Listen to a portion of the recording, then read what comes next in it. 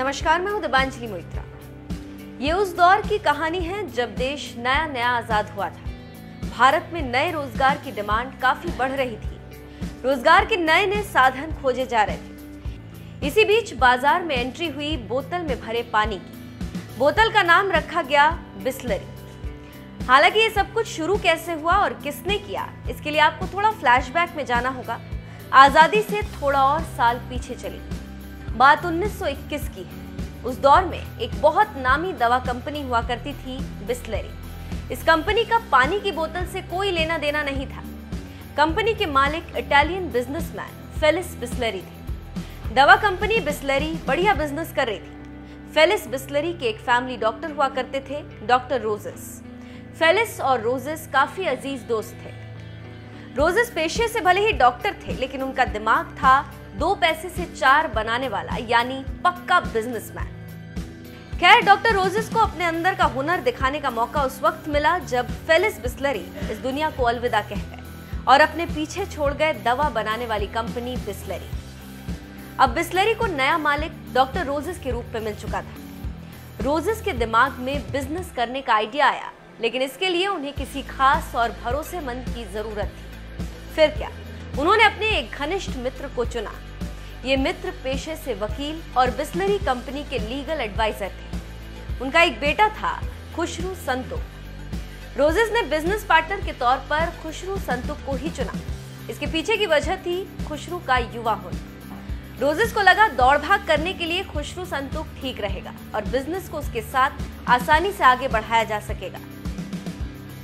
साल 1965 रोजेस और खुशरू ने बिसलरी के नाम से ही पानी की बोतल बनानी शुरू की। इसके लिए बाकायदा मुंबई के ठाणे में पहला बिसलरी वाटर प्लांट लगाया गया। ये सब तब शुरू हुआ जब किसी ने दूर दूर तक इस बारे में नहीं सोचा था।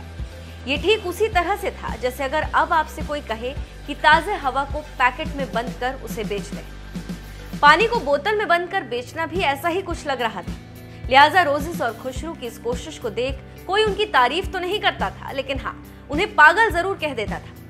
ऐसा इसलिए क्योंकि आजादी का वो दौर ऐसा था जब देश बढ़ चुका था। लोग यहाँ से वहां अपनों की तलाश कर रहे थे, 2 वक्त की रोटी का जुगाड़ कर रहे थे। जहां लोग रोटी के लिए पैसे नहीं जुटा पा रहे थे, वहां पानी की बोतल खरीद कर पीने का कोई औचित्य नहीं था, और वो भी तब जब ये उस समय 1 रुपए की मिल रही थी। जी, शुरुआत में पानी की इस बोतल की लागत बहुत आ रही थी, लिहाजा कंपनी उसे कस्टमर से वसूलना चाह रही थी, लेकिन 1 रुपया उस दौर में बहुत मायने रखता था। लिहाजा इसकी सेल लिमिटेड हो गई। अमीर आदमी ही इसे खरीद पा रहा था। मिडिल क्लास या लोअर क्लास तो इसकी तरफ देखता भी नहीं था। वो मजबूरी में वही गंदा पानी पीता रहा जो उसे मिल रहा था। लेकिन हाँ, रईसों ने इसे हाथों हाथ लेना शुरू कर दिया। बड़े बड़े होटल्स ने इसे रखना शुरू कर दिया। बिसलरी के मालिक बन चुके रोजेस को अपना और कंपनी का भविष्य साफ नजर आ रहा था, लेकिन उनके साथ एक बड़ी चुनौती थी, और वो ये कि इसे आम आदमी तक कैसे पहुंचाया जाए। लागत कम नहीं हो रही थी, लिहाजा रोजेस और खुशरू ने बिसलरी का सोडा लॉन्च कर दिया। ये कम दामों में आम जनता के लिए मुहैया कराया गया। सोचा इस बहाने लोग पानी की तरफ भी आकर्षित होंगे।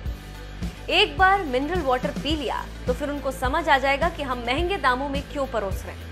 लेकिन जिसकी जेब में पैसे ही ना हो, वो बेचारा कहां से महंगा पानी पिए।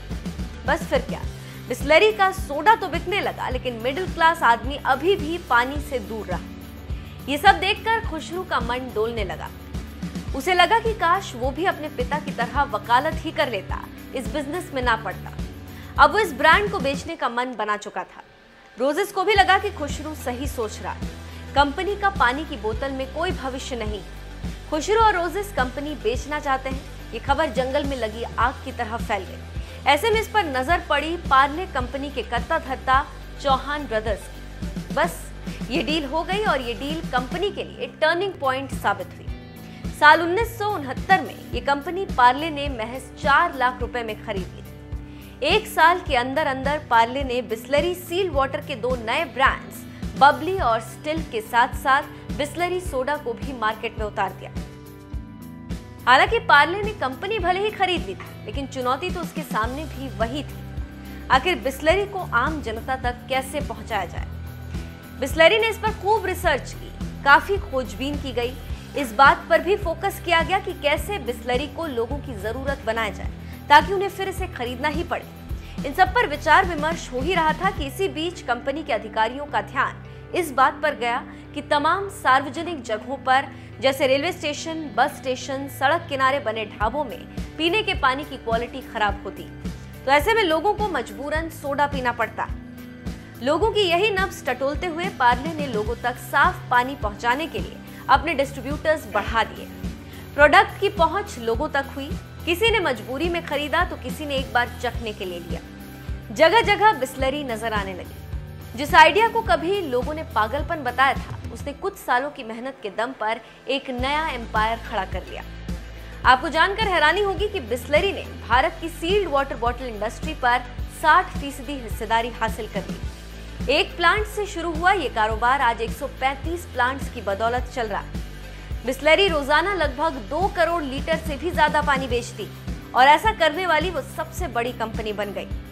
आपको जानकर ताज्जुब होगा कि बिस्लरी अपने प्रोडक्ट को 5000 से ज्यादा डिस्ट्रीब्यूटर्स, ट्रकों और 3500 डिस्ट्रीब्यूटर्स के जरिए लगभग 3.5 लाख रिटेल आउटलेट्स तक पहुंचा रही, जो अपने आप में एक बहुत बड़ा टारगेट है। बात करें कंपनी के टर्नओवर की, तो साल 2019 में भारत में बिस्लरी की मार्केट वैल्यू $24 मिलियन थी। ऐसा माना जा रहा है कि साल 2023 तक इसकी मार्केट वैल्यू $60 बिलियन तक पहुंच जाएगी।